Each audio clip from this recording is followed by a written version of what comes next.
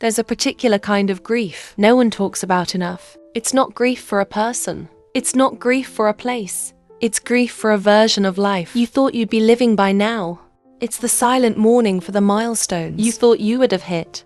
It's the ache for the dreams you once believed were inevitable. It's the weight of realizing you are not, at this moment, who you thought you would be, where you thought you would be, doing what you thought you would be doing. And when life disrupts your plans, when the layoff happens, when the door closes, when the map you were following burns, that grief rises loud, it buzzes under your skin. It tightens your chest, it whispers in your mind at 2 a.m., asking questions that feel too heavy to answer. How did I get so far off track? What did I miss? What did I do wrong? Maybe I'm the problem, maybe I wasted too much time. Maybe I don't get to have the things I once believed were meant for me. It's easy in these moments to turn against yourself, to take the natural detours of life personally, to make your timeline a measure of your worth, to treat missed milestones like moral failures. But listen closely, because this matters. It's okay if you're not where you thought you'd be. It's not a character flaw. It's not a permanent verdict. It's not a reflection of your value. It's life, messy, complicated, beautiful, unpredictable life.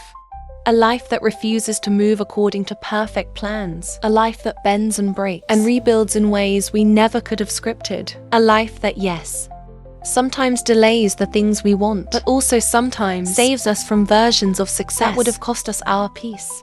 You are not broken because your timeline broke. You are not a failure because your path was interrupted. You are not less than because your journey doesn't look like a straight upward line. You are human.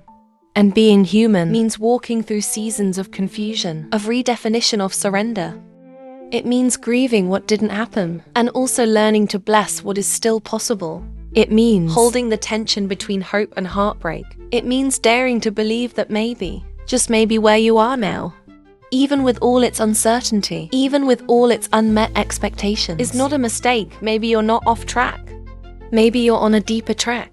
A track that's less about performance and more about purpose, less about timelines and more about transformation, less about impressing others and more about becoming yourself. Because here's the truth, no one tells you when you're setting goals at 22. The best things in your life will not always arrive on schedule. Love will not always arrive on schedule. Healing will not always arrive on schedule. Clarity will not always arrive on schedule. Success, however you define, it will not always arrive on schedule. And if you anchor your worth to a schedule, you will spend your whole life feeling like you're behind, even when you're exactly where you're supposed to be. So what if you stopped measuring your life by how closely it matches the plan you made 5 or 10 years ago? What if you started measuring your life by the courage it takes to stay open in the face of disappointment, by the grace it takes to forgive yourself for being human, by the strength it takes to hope again after hope has hurt you? What if your story isn't behind schedule? It's right on time for a deeper unfolding. What if every delay, every detour, every closed door was not evidence of your inadequacy, but evidence of life shaping you for something more aligned than you knew how to ask for? What if the version of success you once prayed for was too small for the person you were becoming?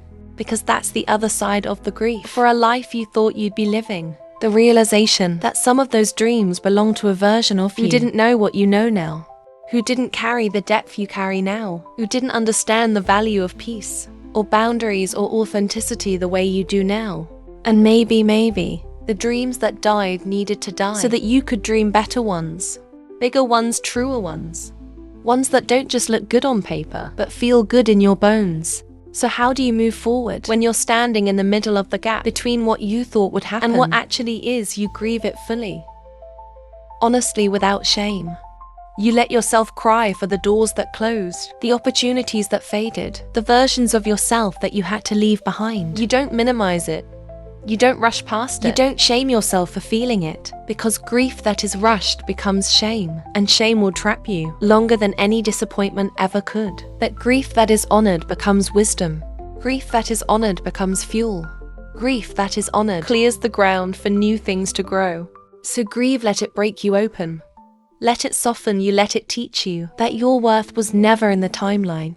Then after the grief, after the softness, You lift your head. You take inventory of what's still true. What dreams still stir when you quiet the noise? What values still anchor you, even when the plan falls apart? What new possibilities whisper to you when you give yourself permission to want again? Because there is still so much possible. So much ahead, so much unwritten. You didn't miss your only chance. You didn't waste your best years.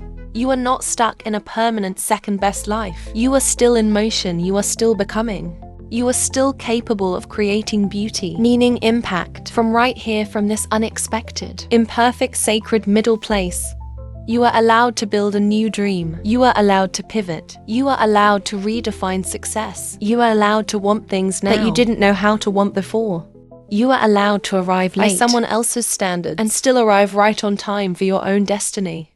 Life is not a race. Life is not a checklist.